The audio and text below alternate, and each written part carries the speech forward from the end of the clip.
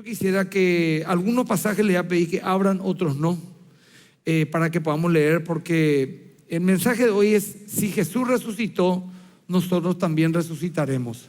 Escucha bien el punto que quiero llegar, hermano. Yo quiero llegar al punto de convencerte, por decirlo de esta manera bíblicamente, de que así como creemos que Cristo resucitó, ustedes vieron todo, escucharon los versículos que los niños dieron, es algo absolutamente certero que Jesús resucitó. De esa misma manera, vos y yo resucitaremos algún día. Los que han muerto en Cristo resucitarán, y vos y yo, que estamos hoy vivos físicamente, alguna vez partiremos de este mundo y tendremos que tener la esperanza eterna de que alguna vez resucitaremos de vuelta. Yo quiero mostrarte bíblicamente todo el bagaje de apología, de defensa sobre este hecho histórico, ¿verdad? Es muy osado lo que el cristianismo hace. El budismo dice que Buda murió, el islamismo dice que Mahoma murió, no sé si el 8 de julio del año 600 no sé cuánto. La Biblia relata que el padre, por decir de esta manera, de las leyes hebreas, que Moisés murió, Abraham murió, pero el cristianismo reclama la fe de que su líder y fundador resucitó, salió de la tumba 3 días después. Este hecho y esta verdad es una verdad transversal en todo el Nuevo Testamento de Mateo y Apocalipsis. Transversal, imposible escaparte de eso. Te voy a demostrar. En primer lugar, Jesús dijo que resucitaría. Y que mientras ustedes buscan Lucas 9:22, vamos a leer muchos versículos bíblicos. Yo voy a ir citando otras referencias solamente para que la gente lo pueda tener. Buscar Lucas 9:22, pero también está en Mateo 20:18, en Marcos 8:31, en Mateo 12:40, en Juan 2:19, entre otras referencias, que Jesús dijo que iba a morir y resucitar. Lucas 9:22 dice, y diciendo: es necesario que el Hijo del Hombre padezca muchas cosas y sea desechado por los ancianos, por los principales sacerdotes, por los escribas, y que sea muerto y resucite al tercer día. Palabras de Jesús. También dijo Mateo 16:21, el Hijo del Hombre debe sufrir, ser muerto y resucitar el tercer día. Aquí es sencillo. Si él hubiera incumplido esta promesa, sería un mentiroso o un loco, y no habría por qué creerle ninguna de las otras promesas que él hizo.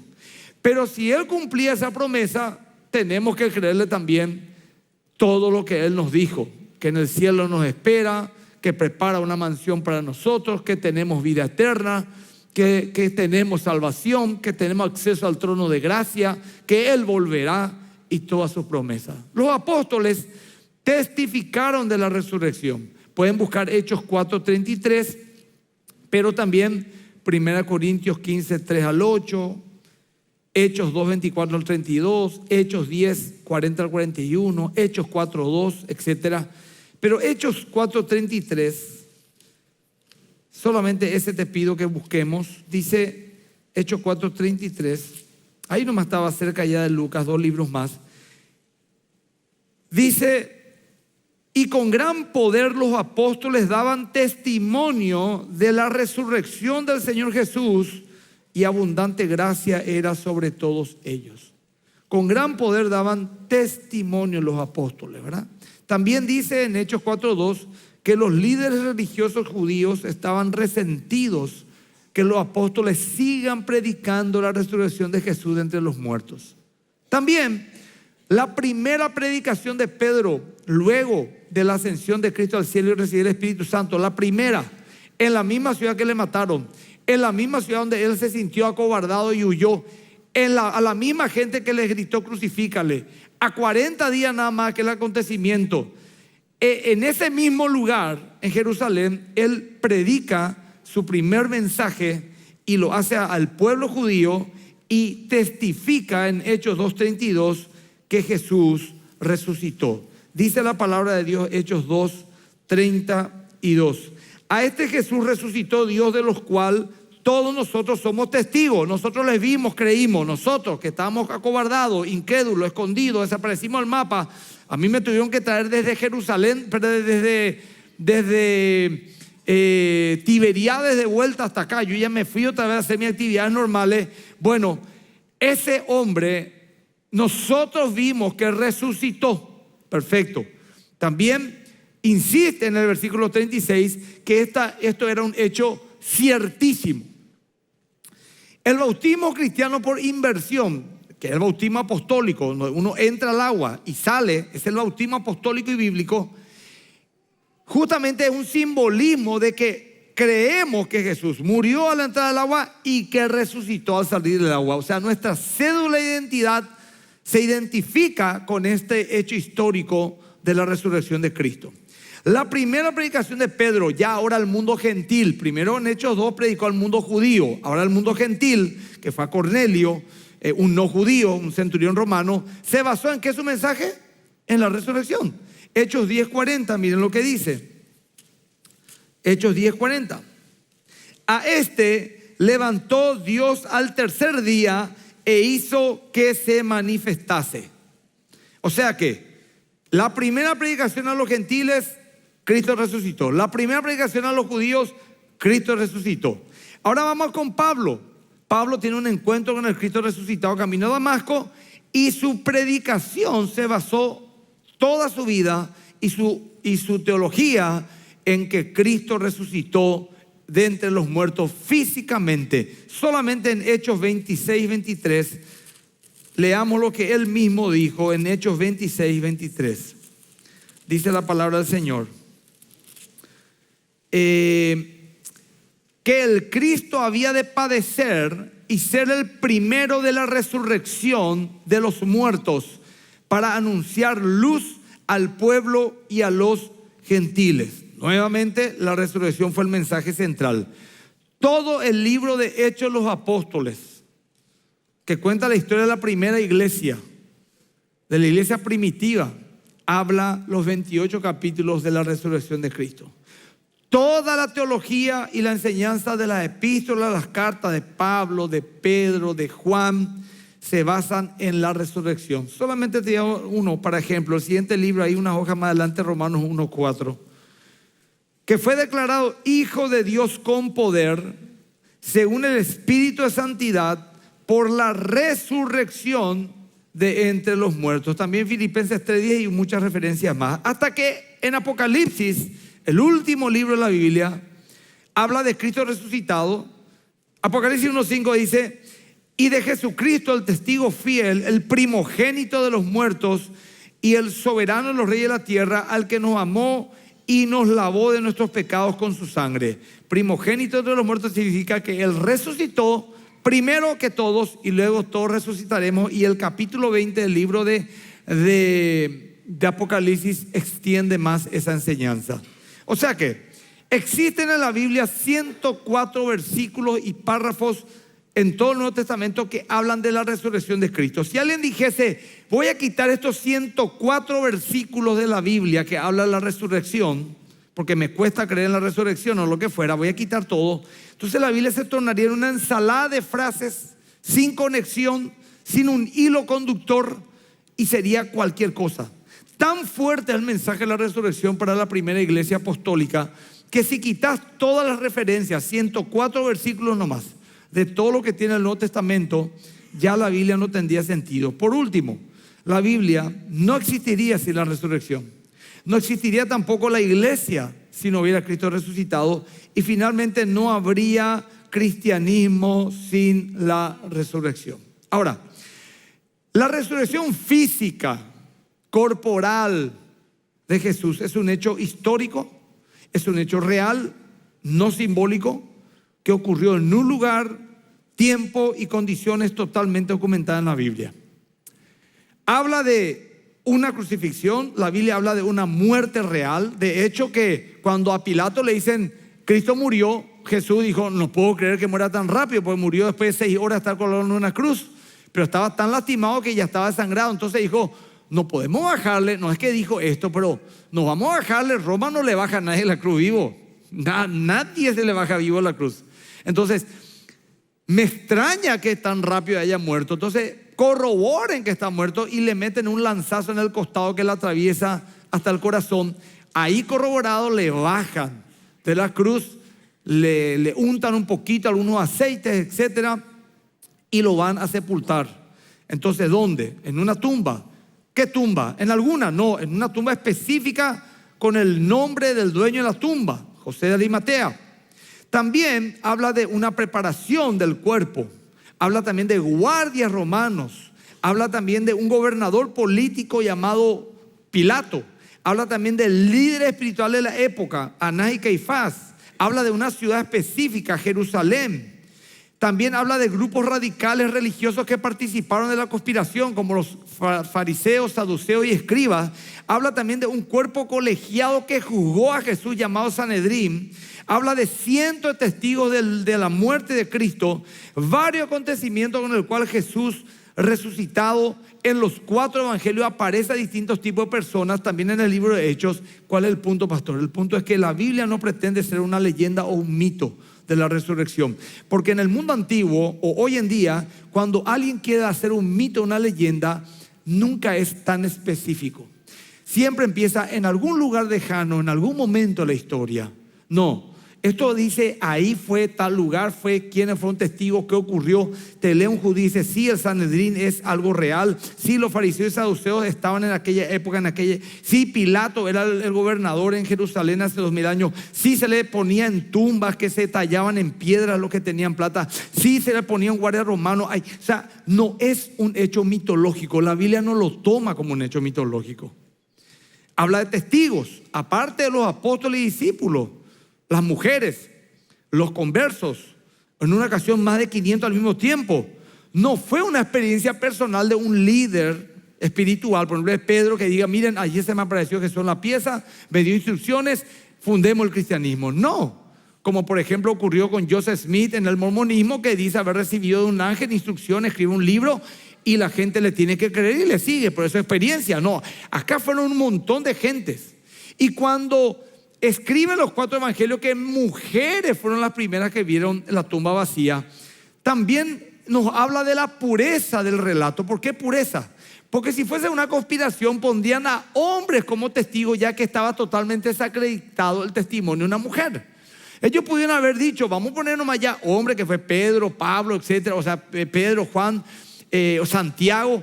Pero ¿por qué mujeres poner? Porque es lo que ocurrió. Fueron transparentes, sin maquillar nada, punto. En un evangelio dice que había 2 personas en el sepulcro, otro decía 1. ¿Hay una contradicción? No.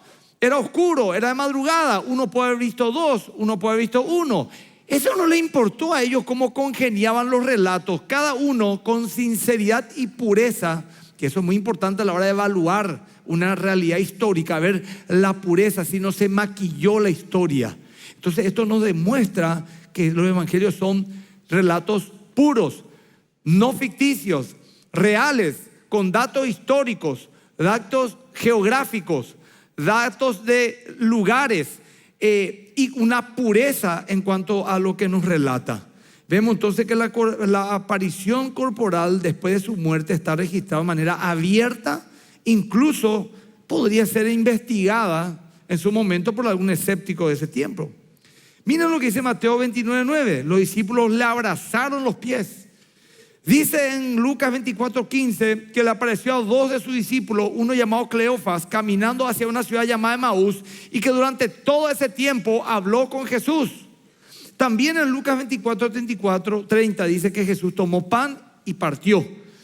También dice que comió un pedazo de pescado asado, hasta nos dice cómo lo cocinó, para demostrar que tenía un cuerpo físico frente a sus testigos escépticos al costado del mar de Galilea.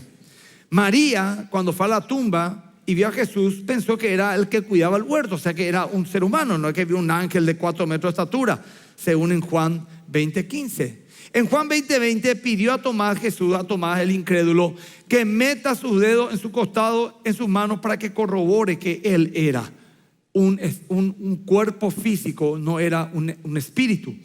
Preparó desayuno para sus discípulos en Juan 21:12. No es que en la penumbra vi una sombra, me parece que era Jesús, medio su silueta, y vamos a decir que era Jesús, entonces vos viste lo mismo que yo. No, le vieron, le tocaron, le palparon, compartieron, comieron, 1, otro, 2, 3, 5 y en un momento 500. Acá estamos en esta sala 800. Te imaginas, 500 serían Todo lo que estamos acá abajo hemos visto lo mismo.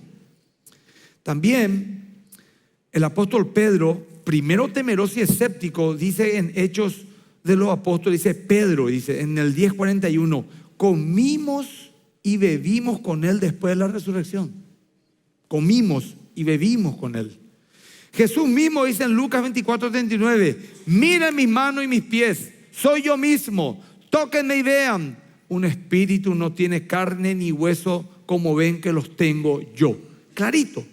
Pasan 45, 70 años, entre 45 y 70 años, y desde Éfeso el último apóstol vivo, Juan, ya viejito, todos martirizados los apóstoles, ya todos muertos, apedreados, muertos a espada, crucificados al revés, quemados, pero torturados de manera horrible, pobreza, exiliados, todos así estaban. El último que vivía escribe una carta a la iglesia advirtiéndoles sobre los docetistas y los gnósticos que decían que Cristo no vino en carne, diciendo que el anticristo solamente puede decir eso, y vino a poner orden doctrinal en el testimonio.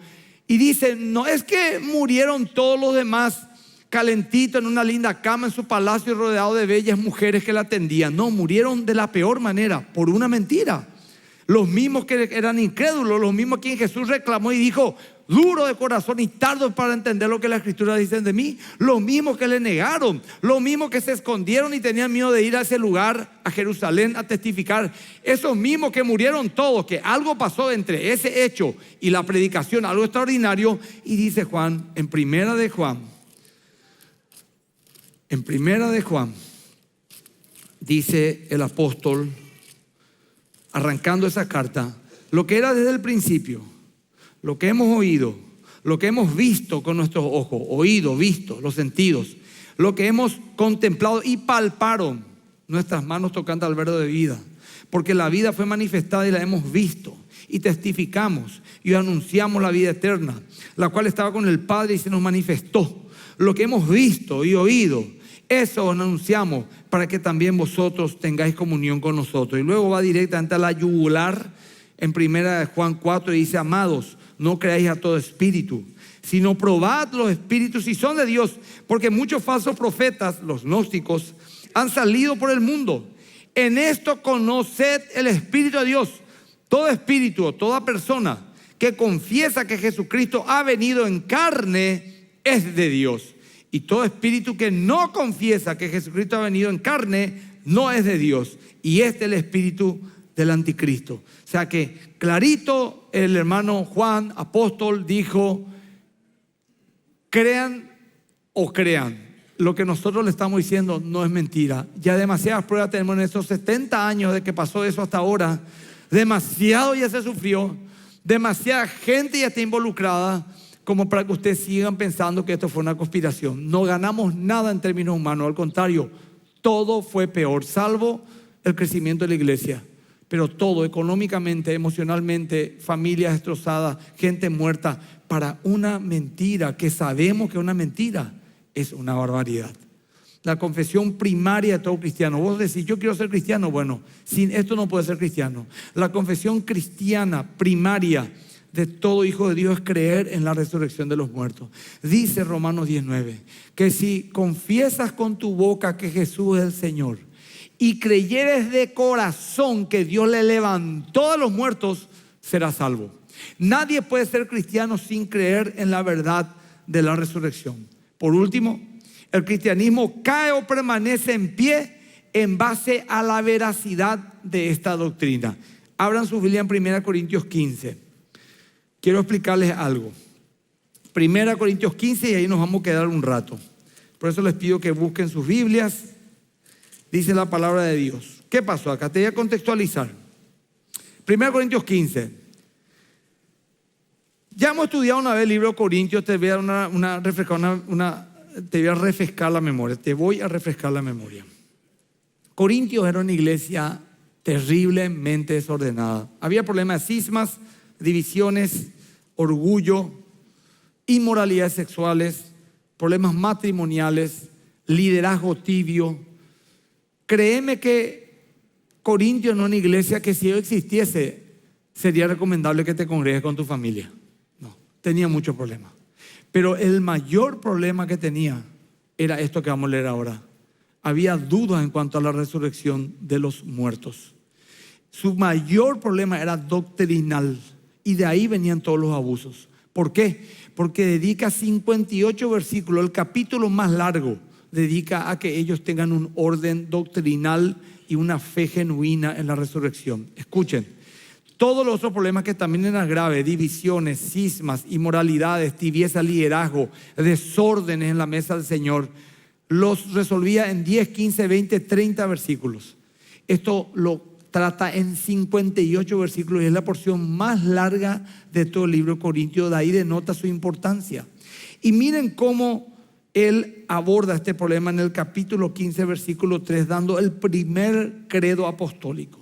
Porque primeramente el hola qué tal que les he enseñado y el hola qué tal que así mismo recibí. O sea, Pablo se convierte, va 3 años a Arabia, llega con los apóstoles y lo primero que le dicen antes de decirle hola es: mira, Pablo, Cristo murió y resucitó. Él va y le dice a los corintios: ¿qué tal, corintios? ¿Cómo están? Antes de explicarles algo, les digo una cosa. Les voy a hablar de un hombre que murió y resucitó. Lo que primero recibí y lo que primero les di, que Cristo murió por nuestros pecados conforme a la Escritura, y que fue sepultado y que resucitó al tercer día conforme a la Escritura. El 14 dice: y si Cristo no resucitó, vana es entonces nuestra predicación, vana es también vuestra fe. Y somos hallados falsos testigos de Dios, porque hemos testificado de Dios que Él resucitó a Cristo, el cual no resucitó si en verdad los muertos no resucitan. O sea que acá Pablo está diciendo: si ustedes creen que no resucitan los muertos, tienen que decirnos mentirosos, porque nosotros decimos que sí resucitan los muertos. Luego dice el 17: y si Cristo no resucitó, vuestra fe es vana, aún está en vuestros pecados. Y luego dice el 20: mas ahora Cristo ha resucitado de los muertos, primicia, primero de los que durmieron es hecho. Entonces aquí vemos cómo Pablo habla y argumenta de que estaba muy preocupado por esta enseñanza. No es poca cosa lo que estamos diciendo. No es poca cosa que todos los chicos pasen a citar versículos bíblicos de la resurrección. No es poca cosa que testifiquen por sus redes, que se saluden, que pongan en sus chats felices Pascuas. No es poca cosa, un testimonio loquísimo de que nuestro líder espiritual, nuestro Salvador, murió y resucitó. Es algo extraordinario, sale de lo normal. El que muere ya no vuelve, Él volvió. Entonces, nosotros, hermanos, tenemos que hablar de esto, entender de esto. ¿Por qué? Porque cuando uno es un niño, recibe lo que papá y mamá le dicen. No hay mucho cuestionamiento. Jesús murió y resucitó, ya está. Pero cuando vas creciendo, vienen planteamientos a tu mente. La sociedad misma cuestiona muchas cosas. Hay literatura en contra de esto. Y vos decís: ¿será que realmente resucitó? Entonces vas a tener que entender tu fe, invertir tiempo. Es por eso que yo dije por las redes sociales, inclusive algunos medios se hicieron ecos, de que bien por descansar, bien por tomarte unos días de descanso en familia, viajar incluso, pero son días sagrados. No tiene nada que ver con las religiones paganas, que no sé qué, el catolicismo nos implantó. No, bien porque los católicos también lo practican, y bien porque la Reforma también adoptó esto, porque es una oportunidad que tenemos de consagrar un día de manera especial para meditar en el Señor. Uno puede hacer lo que quiera, no hay ningún problema. Yo le hablo a cristianos, eso dije en un diario, ahí salió y la gente no lee el título nomás. Si yo fuera el director técnico de la selección paraguaya, el señor Alfaro, y yo les digo a los seleccionados nacionales: cuiden su alimentación, duerman temprano, entrenen, concéntrense. Y sale ahí un don nadie que es un cervecero que anda por la esquina comiendo cualquier cosa y que en su vida hizo un deporte, y dice: ¿vos quién sos para decirme a mí nada? No, él no se dirigía a vos, él se dirigía a los futbolistas. Yo soy un pastor y me dirijo a los cristianos. Tienen que consagrar días santos y una vez a la semana dedicarse sosegadamente a la oración y al estudio de la palabra, porque Dios nos regaló un día de descanso y también, gracias Señor, la sociedad nos da un día de descanso, que es el domingo en este caso, para poder venir a la iglesia y para no irse al cine, a la cancha y aprovechar todo lo que uno aprovecha, no, para meterte de forma especial en la palabra de Dios y en la meditación. Dios propició que aún la sociedad secular nos permita tener unos días de descanso para descansar físicamente, pero para alimentarnos espiritualmente.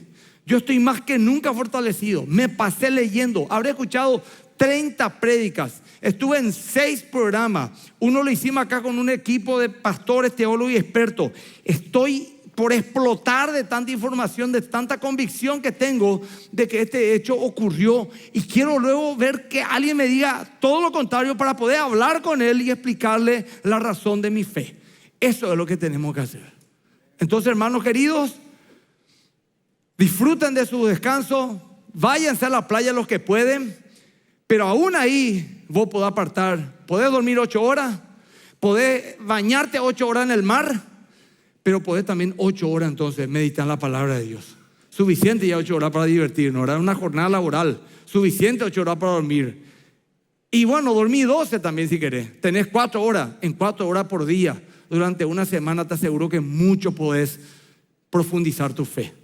Entonces, mis hermanos queridos, amados hermanos, príncipes y princesas del Señor, no es que los corintios no creían en la resurrección de Cristo, eso lo creían claramente, porque si no, no serían cristianos. Lo que ellos decían es: no creo que la gente resucite, pero era muy importante que ellos entiendan. ¿Por qué? Porque demasiada gente estaba muriendo a causa del evangelio. Antorchas de las calles de Roma, tirados a las fieras de la arena del Coliseo, perseguidos, muertos a espada, y la gente no tenía esperanza, porque no tenían la revelación de Dios de que Cristo resucitó, y eso significa que nosotros resucitaremos. Aquí hay una cosa en primer lugar: acá todos nosotros tenemos algo en común. Todos los que estamos acá somos moribundos. Porque por más sano que tenga y tenga 17 años, son moribundos, porque en algún momento te vas a morir. Nadie tiene 120 años. Entonces, estuve leyendo que no sé si el 95 o 97% de todos los seres humanos en el mundo, ¿te imaginas?, es consciente de su muerte. ¿En qué sentido? No importa cómo te mueras, a no ser que sea un paro fulminante, justo estés en un atentado y explota una bomba a tu lado y no tuviste milésimas de segundo para poder reflexionar. El 98% de los que estamos acá vamos a ser conscientes que vamos a morir, aunque sea minutos antes, horas antes o días antes. El que tiene una enfermedad terminal y ya ve que no hay nada más que hacer, ya toma conciencia de que va a partir. El que tuvo de repente un infarto y no se está muriendo, pero está 1 o 2 horas entre que va al hospital, está consciente que va a morir. El que puede ser asesinado, el que es secuestrado o lo que fuera, el que va a la guerra. ¿Qué te quiero decir? Que eso tenemos que mirar como una gracia de Dios, porque Dios parece que hasta el último segundo nos da oportunidad, el 97% de la humanidad, a que nos arrepintamos por lo menos en ese minuto último, como aquel hombre que estaba a su lado derecho en el Calvario. Así que si alguien dice: pastor, el tema de la muerte conmigo no me atrae porque tengo 18 años, soy joven y soy sano, espera nomás, el tiempo pasa. Todos tuvimos 18 años, éramos jóvenes y sanos, y ya tenemos problemas de todo tipo, ¿verdad? Y la vida va pasando. Así que escucha lo que te voy a decir. En el nombre de Jesús, la tumba no es tu última morada. No importa lo que digan nuestros ojos físicos, no importa que hace 2000 años estemos esperando esta resurrección de los muertos, no importa. No importa que haya gente que haya muerto tragado por un tiburón en el mar y el tiburón otra vez muerto y su cuerpo es integrado en el agua. ¿Dónde estabas vos y dónde estábamos yo hace 200 años? Ni nuestros padres ni nuestros abuelos existían. ¿Dónde estábamos? ¿Dónde? Éramos moléculas dispersas por el mundo entero a lo mejor. Hoy somos un cuerpo racional, vivo, autoconocimiento, responsable de sus actos. Así como Dios hizo esto hoy que estás viendo, así Dios va a volver a hacer, sin duda alguna. Mi apología es esta, es la de Pablo con Agripa. Sencillo, Pablo le dijo a Agripa: oh rey Agripa, ¿juzga alguno de vosotros que Dios no puede resucitar a los muertos? Si vos crees que Dios existe, ¿cuál es el problema que tenés en creer que Él puede resucitar a un muerto? ¿Cuál es el problema de creer que Él puede darnos vida eterna? La otra vez un ateo, entre lo que está leyendo, decía que filosóficamente es inadmisible la vida eterna, porque lo que da sentido a nuestra vida son momentos que vivimos y la conciencia de nuestra finitud. Atienden un poco lo que piensa este hombre con un cerebro de 1,5 kilos que entra en un sombrero. Le quiere limitar a Dios a su filosofía, porque para él va a ser aburrido vivir eternamente, porque va a perder sentido el tiempo. ¿Se imaginan la necedad con la cual nos refugiamos con tal de no creerle a Dios y ser rebelde a Dios? Porque el problema de Dios no es intelectual, es moral. Creer en Dios implicaría un estilo de vida que no queremos vivir los seres humanos caídos. Perdonar, ser moralmente intachable, caminar la milla de más, renunciar, sufrir por causa de Cristo. ¿Quién quiere sufrir? Así que, gente, nosotros estamos convencidos y creemos, y no estamos como los corintios. Yo te digo algo, acordate de esto, lo que te decía, en el nombre de Jesús. Ojalá falte mucho, ojalá, Dios quiera. Pero acordate de este cuerpito, ¿sí? Dentro de 40 años, 50, no sé. La tumba no va a ser tu final. No va a ser tu final. Puede entrar en la junta médica y decirte: Señor, ya tenés 98 años, chocaste frente con un ómnibus, no hay mucha posibilidad más de que vivas y no hay que llorar. Acordate esto que escuchaste 60 años atrás, en el año 2026. La muerte no es tu final. Si vos crees en Cristo, vas a resucitar. A darle un aplauso al Señor. En este lugar hay gente que acá, entre ustedes, hay gente que está pasando una enfermedad terminal. Hay gente que ha enterrado a alguien amado y necesitan saber. Tranquilo nomás. Tranquilo nomás. En la infinitud del tiempo, morir 20, 30 años que uno que el otro no es nada. Al final todos somos un instante en este mundo. Es importante, hay sabiduría en meditar esto. Esto no es negativo, esto es meditar nuestra esperanza eterna. Pongan las miras, las cosas al cielo, no en la tierra. Y si ponemos la mira a las cosas al cielo, ¿qué es lo que estamos pensando? ¿En ganar más plata? ¿En tener más placeres? ¿En viajar más? ¿En disfrutar más de mi pareja? ¿O estoy pensando en el cielo? En el cielo. Una vez en la iglesia donde yo me congregaba de joven, había unos mellicitos que sabían la Biblia de memoria. Y estos mellicitos siempre pasaban también a decir sus versículos bíblicos. En una iglesia pequeña ellos siempre eran los que pasaban a decir. Y una vez yo le pregunté: a ver, díganme ustedes dos, le dije, ¿qué tengo que hacer para irme al cielo? Le dije. Se miraron los dos y me dijo uno: cree en Jesús, me dijo. Y el otro me dijo: y morite. Nadie resumió de una manera tan maravillosa la doctrina de la salvación. Yo le dije: ¿cómo me puedo ir al cielo? Así le pregunté yo. Porque te pueden decir: portate bien, obedecer a papá y mamá. No, eran: ¿cómo me voy al cielo? Dijo. Se miró así los dos, me dijo: acá tengo, mientras miro, acá soy el pitentuta. Recibirle a Jesús, aceptarle a Jesús, algo así me dijo uno. Y el otro se miró y dijo: y morite, me dijo. Así que pensar en el cielo es pensar en la eternidad. Y en la eternidad estaremos con nuestros cuerpos glorificados. No vamos a leer todo porque quiero irme al punto.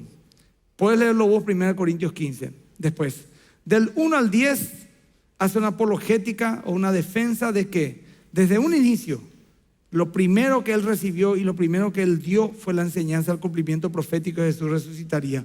Y resucitó, citando varios testigos como los apóstoles, da nombres, así como él mismo que vio y dijo: 500 hermanos, muchos ya murieron y otros todavía están vivos. Si quieren ir a preguntar, pregúntenle. Les dice que ya que Cristo resucitó, también los que murieron en esa fe y esperanza resucitarán, dice 1 Corintios 15, 20. Mas ahora Cristo ha resucitado de los muertos, primicia de los que durmieron es hecho. Luego del 11 hasta el 20 hace un reclamo a ellos diciendo: ¿por qué, si ustedes creen que Cristo resucitó, dudan de que nosotros resucitaremos? El no creer en la resurrección de los muertos, el creer que todo se acabó en la tumba, era invalidar el testimonio apostólico, según el verso 11 y 12. También afectaba el centro mismo de la fe salvadora, que era la resurrección de Cristo, según el verso 13.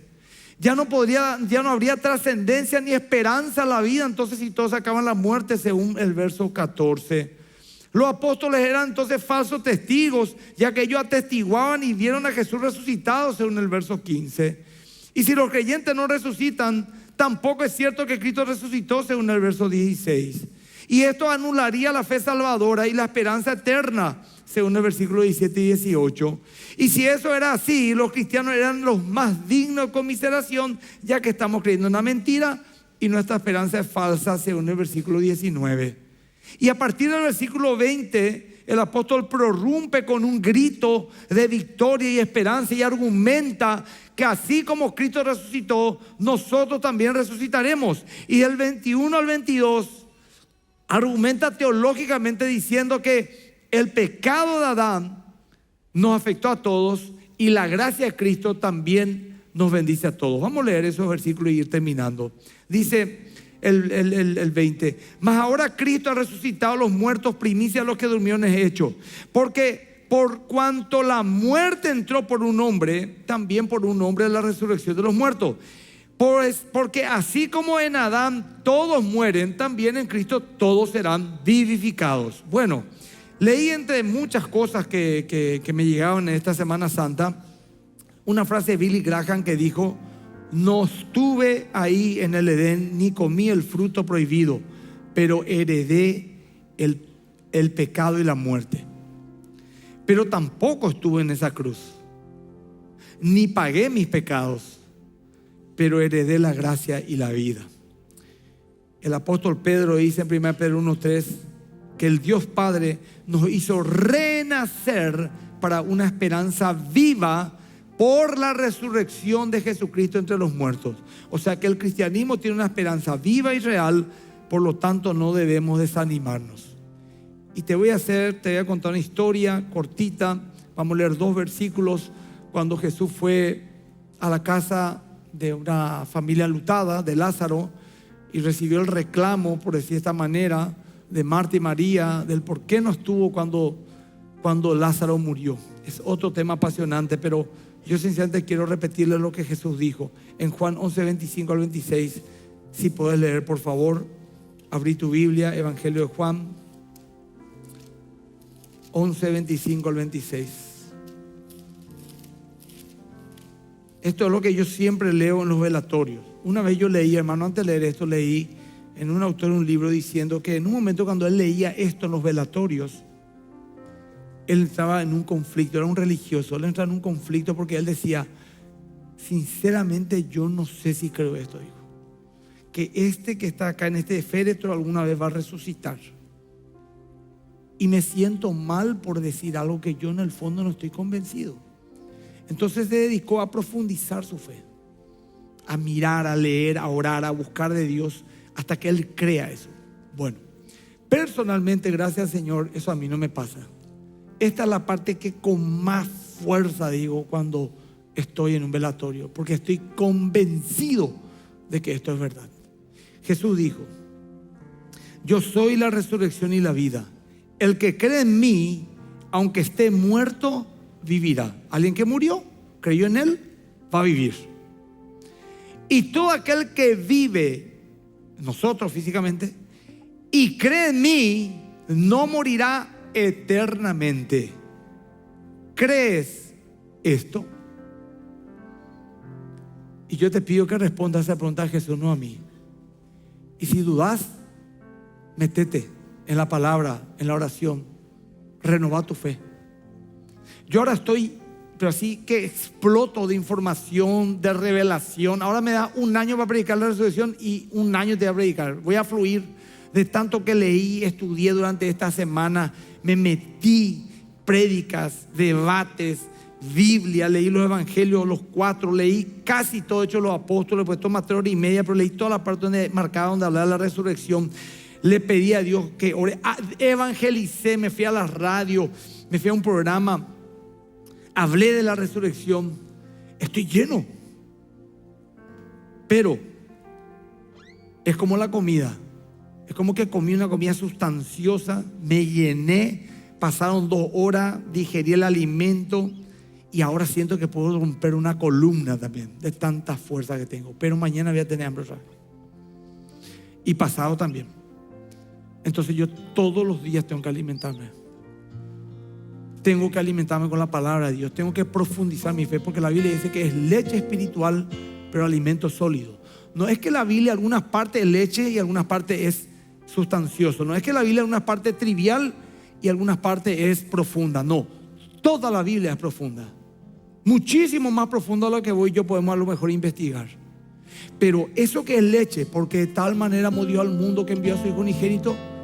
Cuando uno estudia y se mete y pues estudia y procura y busca y viene el Espíritu y le revela y habla y vive, esa leche al principio se torna un alimento sólido, un alimento que puede mantenerte en la vida hasta que Él te llame. Así que te vuelvo a repetir antes de participar en la Santa Cena. Pues la Santa Cena, ¿qué significa? Yo reconozco que este pan que voy a comer representa el cuerpo de Cristo partido en la cruz por mis pecados. Escucha que yo reconozco que este vino representa la sangre de Cristo derramada por mis pecados. Y cuando yo como este cuerpo estoy diciendo yo creo que soy un pecador y Cristo murió por mis pecados. Y cuando tomo el vino estoy diciendo yo creo que esa sangre me limpia mis pecados. Y dice con el libro de Corintios que también estamos diciendo con esto, con este símbolo, o sea, con este acto, este sacramento, de que creo que Jesús volverá. Creo que Jesús volverá. Puede pasar 5,000 años también. Va de pioche. ¿Qué es lo que es 5,000 años para Dios? Puede ser mañana también. Ni un problema no tengo. Ahí me escribió en las redes, ¿por qué Cristo en 2000 años no volvió? Si fuese verdad hubiera vuelto. Espera un ratito. O sea que Dios tiene que estar ajustado a tu agenda para que vos le creas. Si las cosas no son como yo quiero, entonces Dios no existe. Esa es tu lógica. ¿Sabes qué dice la Biblia? Que muchos toman por tardanza, pero para Dios un día es como 1000 años y 1000 años como un día. O sea que los tiempos de Dios son distintos.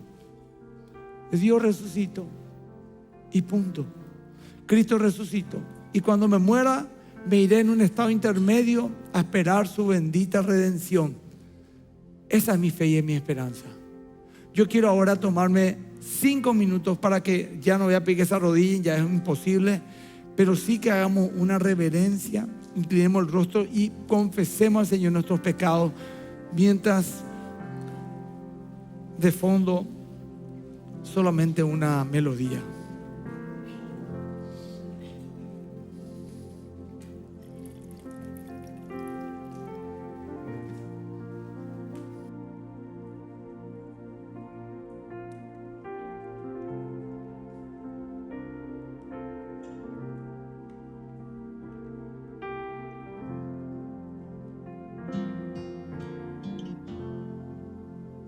Podemos ir poniéndonos en pie, por favor, y vamos a hacerlo bien, con toda la reverencia, ¿sí?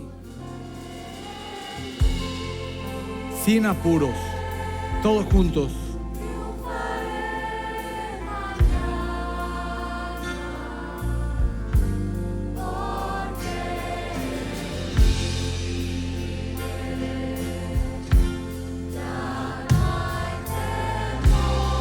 No te olvides que tu voz es la más importante, todos. Los que están en sala 14, los que están en el otro salón, levante su voz ahí donde están. La vida.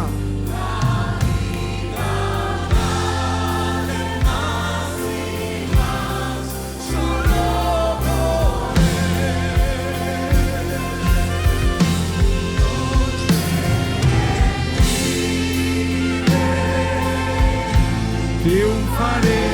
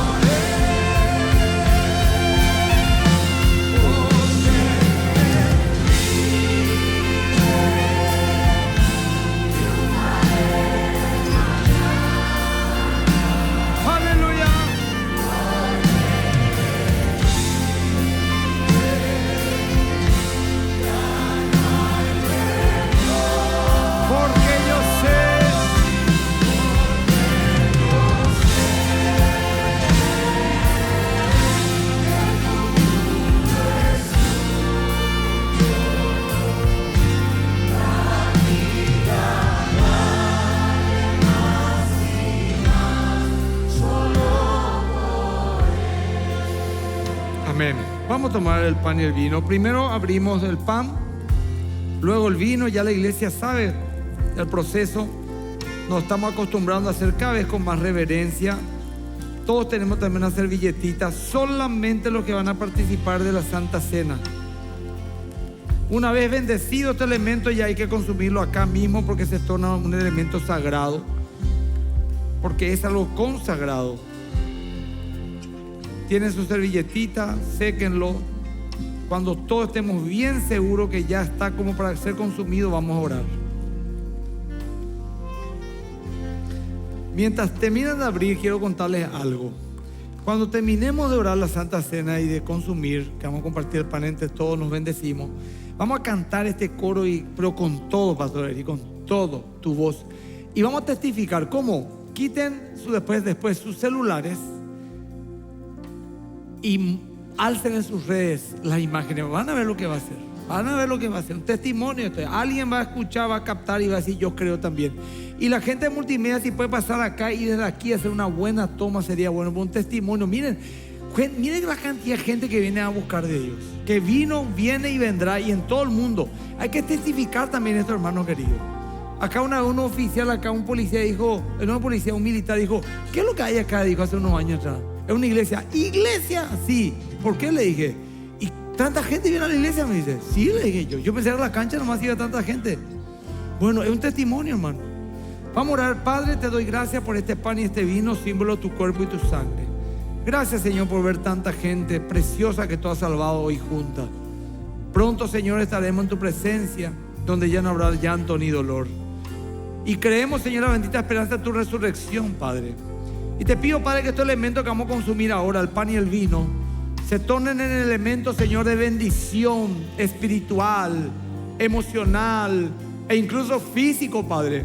Es un acto de fe, como cuando oraban por los paños el apóstol y la gente se curaba. Señor, bendigo el pan y el vino, símbolo de tu cuerpo y tu sangre. Hemos meditado, hemos orado, te pedimos perdón y por tu gracia la consumimos, entendiendo que tenemos acceso a este trono libremente. Señor, gracias, Padre. Activa nuestra fe. Levántanos, Señor Dios, para testificar de ti y para vivir en la victoria que tú ya has logrado por nosotros en la cruz. En el nombre de Jesús lo hacemos, Padre. Amén y amén. Consumimos los elementos, compartimos el pan con alguien.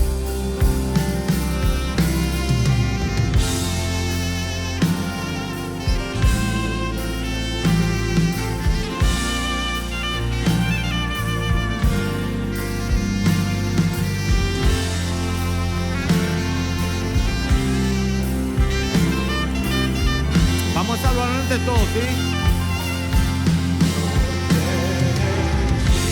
Nos bendecimos.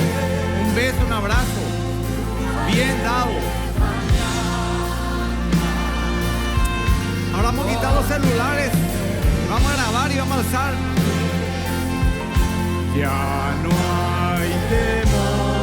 Todos juntos, ahora que vamos a cantar con fuerza. Nadie se va.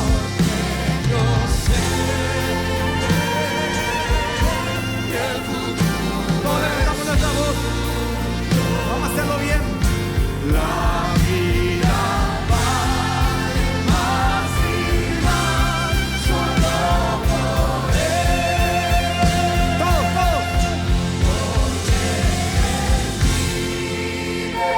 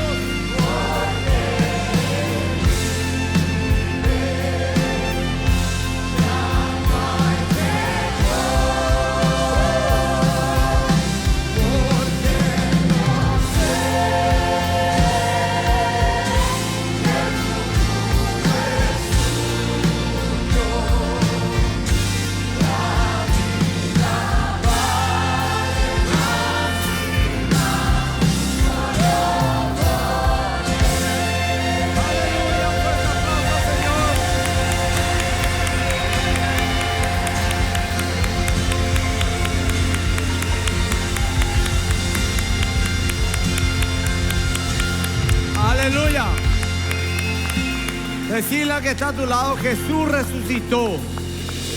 Amén, hay esperanza. Que la paz de Dios gobierne tu corazón y tengas una semana de gran victoria.